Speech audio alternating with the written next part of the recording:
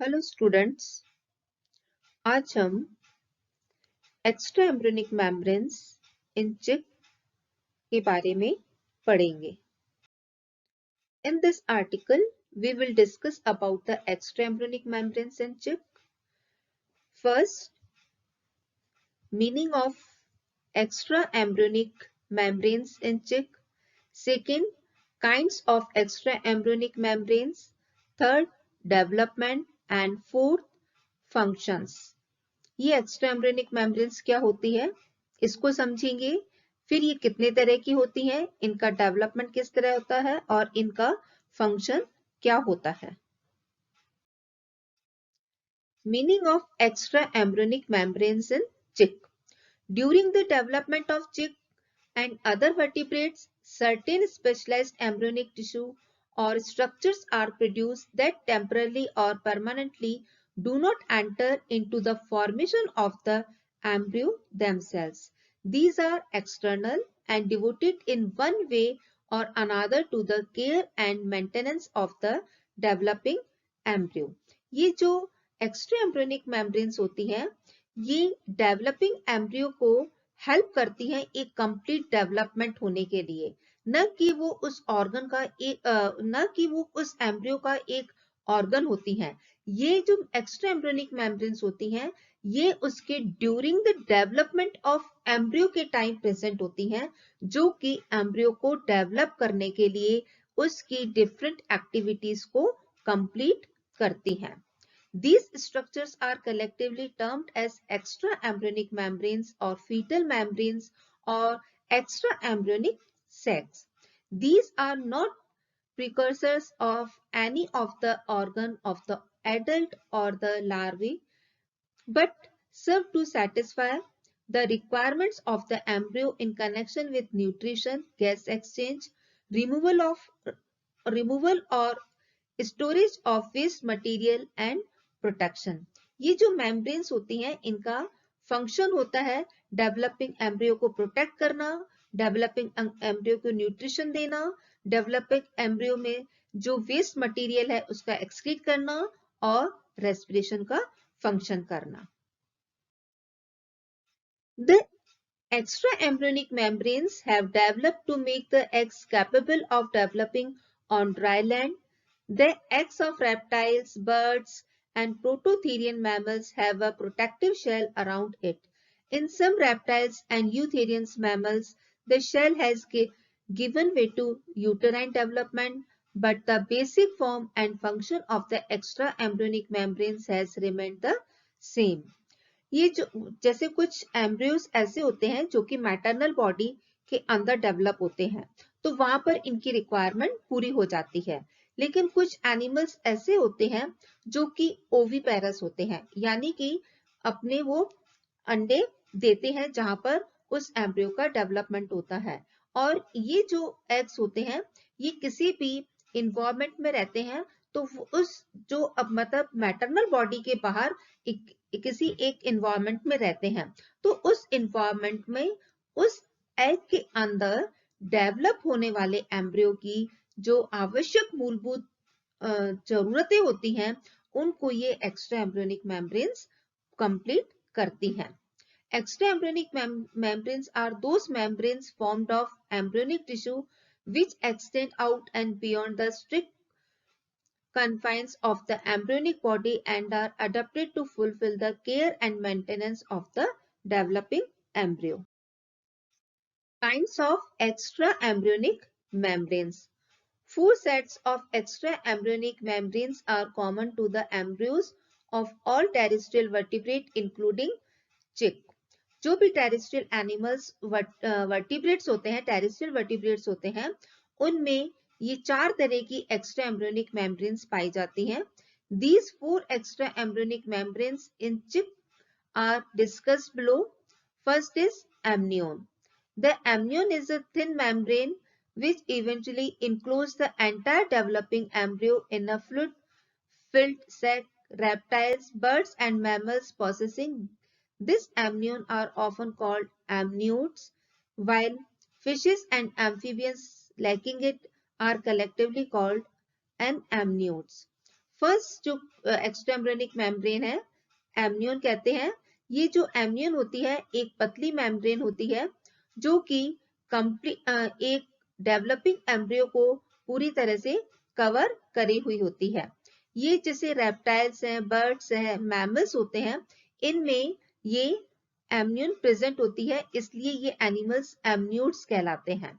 और जैसे फिश है और एम्फीबियंस होते हैं, इनमें ये एमनियन नहीं प्रेजेंट होती है, इसलिए ये collectively are called an amniotes. जिनमें नहीं होती है उनको हम एन एमनियोट्स कहते हैं। Second is yolk sac. It is the most primitive structure containing network of blood vessels and encloses the yolk of the egg. A yolk sac is also present in those fishes which have megazoocytal eggs. कुछ animals ऐसे होते हैं जिनमें की योग present होता है। कुछ फिशेस ऐसी भी होती हैं जिनमें की योग प्रेजेंट होता जिनमें ऐसी फिशेस जो कि मेगालोसाइटल एग्स होते हैं उनमें भी योग प्रेजेंट होता है। और कुछ मैमल्स होते हैं जिनमें की योग नहीं पाया जाता है। ये जो योग होता है ये इंपॉर्टेंट फंक्शन करता है। बेसिकली ये डेवलपिंग एम्ब्रियो को न्यूट्रिशन देने का काम करते हैं। Third is allantois. Allantois serve as an excretory and respiratory structure. It is a large sac-like structure in reptiles and birds, while its role in mammals varies with the efficiency of the interchange that takes place at the fetal-maternal interface. Third is allantois.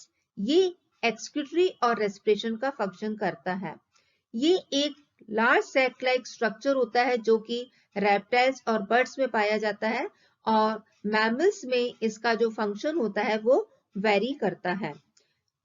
In pig embryo the allantois rivals that of the birds in both size and functional importance, while the allantois in human has been reduced to a mere vestige which contributes only as a well-developed vascular network to the highly efficient placenta. Next, fourth is chorion.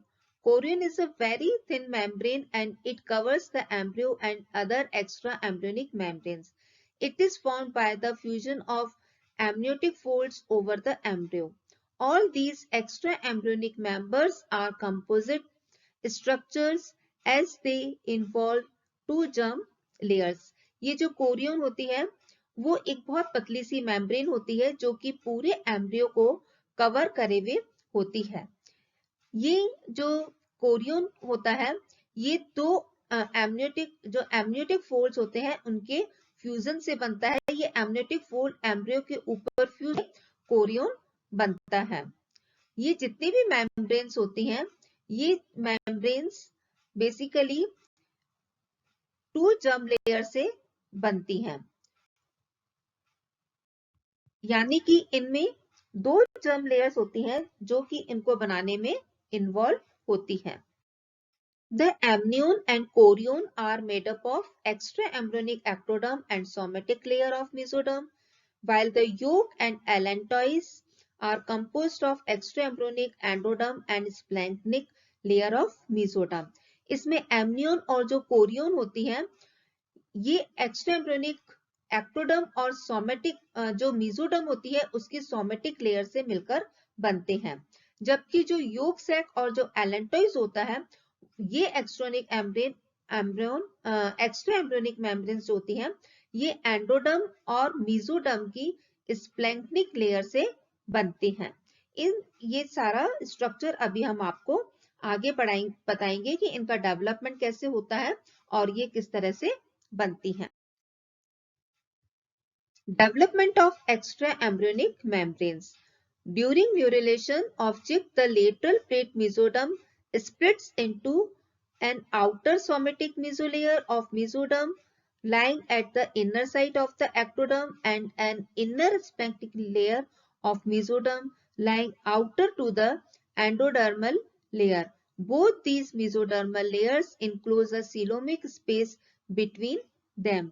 जब embryo में neural tube बन रही होती है, उसमें उस समय जो मीजोडर्म लेयर होती है वो स्प्लिट हो जाती है टू पार्ट्स में। आउटर सोमेटिक लेयर ऑफ जो मीजोडर्म की जो बाहर की होती है उसको सोमेटिक लेयर कहते हैं, और जो अंदर की तरफ होती है उसको स्प्लैंक्निक लेयर कहते हैं। ये जो दोनों लेयर्स होती हैं ये मिलकर ये इनके बीच में एक सीलोमिक स्पेस पाई जाती है।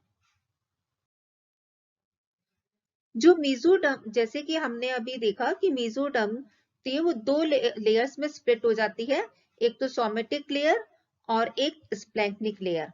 अब ये जो सोमेटिक लेयर होती है ये एक्टोडर्म के साथ मिलकर कलेक्टिवली कहलाती है सोमेटोप्लूरा, और जो स्प्लैंक्निक लेयर होती है ये एंडोडर्म के साथ मिलकर कहलाती है स्प्लैंक्नोप्लूरा। ये सोमेटोप्लूरा और स्प्लैंक्नोप्लूरा ये दोनों ही जब एवियन ब्लास्टोडर्म का डेवलपमेंट हो रहा होता है तो ये दोनों सोमेटोप्लूरा और स्प्लैंक्नोप्लूरा ट्यूब मास को चारों तरफ से घेर लेती हैं। ये देखो जिस तरह से हमें स्ट्रक्चर दिखाई दे रहा है ये डेवलपिंग एम्ब्रियो है। इसमें आप ये जो शेड स्ट्रक्चर दिखाई दे रहा है ये मीजोडर्म की स्प्लिटिंग लेयर है। ये बाहर की तरफ एक्टोडर्म है और ये एंडोडर्म है। अब ये एक्टोडर्म और ये जो मीजोडर्म की लेयर है, यहाँ पे ये देखिए ये एक्टोडर्म और मीजोडर्म की लेयर ये मिलकर बनाती है सोमेटोप्लूरा, और इसी तरह से ये अंदर की एंडोडर्म और ये मीजोडर्म की स्प्लैंक्निक लेयर मिलकर के ये दोनों मिलकर के बनाती हैं स्प्लैंक्नोप्लूरा। और अब ये सोमेटोप्लूरा और ये स्प्लैंक्नोप्लूरा, ये बाहर वाली कहलाती है सोमेटोप्लूरा। सोमेटोप्लूरा मींस एक्टोडर्म प्लस सोमेटोप्लूरा लेयर, तो ये दोनों मिलकर एक्स्ट्रा एम्ब्रियोनिक सोमेटोप्लूरा कहलाई, और ये एंडोडर्म और स्प्लैंक्निक लेयर ये मिलकर कहलाई स्प्लैंक्नोप्लूरा। इन दोनों लेयर्स के बीच में सीलोम प्रेजेंट होती है, और ये इन दोनों लेयर्स ने इस योग को, ये जो कि योग दिखाई दे रहा है, इस योग को पूरी तरह से चारों तरफ से घेरा हुआ होता है। तो इस तरह से स्टूडेंट्स आज हमने एक्स्ट्रा एम्ब्रियोनिक मेम्ब्रेन्स की डेफिनेशन पढ़ी और types of extra embryonic membranes पढ़े कि ये कितने तरह की होती हैं। ये 4 तरह की होती हैं, कोरियोन, एमनियोन, एलेंटॉइज और योग सैक। अब इनका डेवलपमेंट और इनका फंक्शन क्या होता है ये हम नेक्स्ट लेक्चर में पढ़ेंगे। Okay, thanks.